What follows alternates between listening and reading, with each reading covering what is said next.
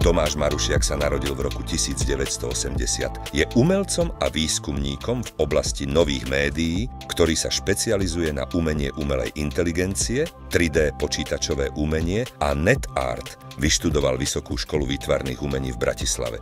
V centre jeho profesionálneho záujmu sa nachádza umelecký výskum v oblasti estetiky umenia umelej inteligencie, ktorý je úzko prepojený s výpočtovou kognitívnou neurovedou. Pôsobí aj ako vysokoškolský pedagóg a manažer kultúrnych podujatí. V minulosti sa venoval aj marketingu a vizuálnej komunikácii. Kto je Tomáš Marušiak? Som výskumníkom a vizuálnym umelcom. V súčasnosti pracujem na výskume umenia umelej inteligencie v rámci môjho hlavného výskumného projektu na Masarykovej univerzite v Brne. S malými prestávkami od roku 2005 pôsobím aj ako vysokoškolský pedagóg.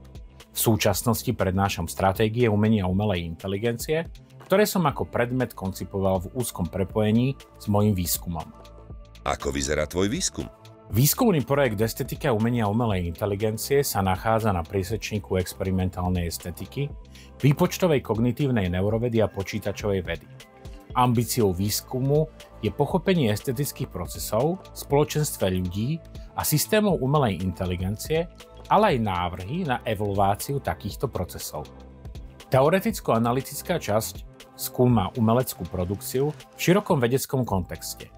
Následná experimentálna časť smeruje k tvorbe predikčných modelov, ktoré je možné chápať aj ako hybridný umelecký výskum. Špekulatívne metódy výskumu, ako prístupy k skúmaniu budúcnosti, sa opierajú o imagináciu, kritické myslenie, generovanie rôznych možných scenárov budúcnosti a ich testovanie na predikčných trhoch. Čo je cieľ výskumu? Cieľom výskumu je ponúknuť predstavu o budúcnosti umenia umelej inteligencie, v ktorej budú spolupracovať ľudia a inteligentné systémy umelej inteligencie. Aký je vzťah AI art a vedomia v systémoch AI? Pokročilé autonómne vedomie v AI art bude predstavovať niečo, čo ešte nedokážeme pomenovať. Určite to nebude médium, ale partner človeka. Napríklad štúdia o vedomí v systémoch AI z roku 2023 od Patricka Butlina nevylučuje aplikovateľnosť výpočtového vedomia v praxi. Čo je umelecký výskum? Neexistuje univerzálna definícia umeleckého výskumu.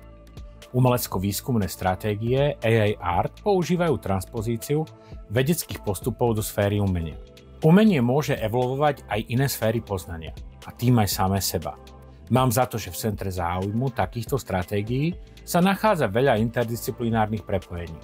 Čo je AI art? AI art vidím predovšetkým ako partnerstvo človeka a vedomého systému, alebo jeho konceptuálnej podoby. AI art môžu predstavovať rôzne umelecké stratégie, ako napríklad stratégie kreovania nového umenia, ale aj diel v štýle starých majstrov, alebo stratégie napomáhajúce rozvoju vedeckého poznania, ale aj stratégie kontroly nad mocenským zneužitím systémov umelej inteligencie.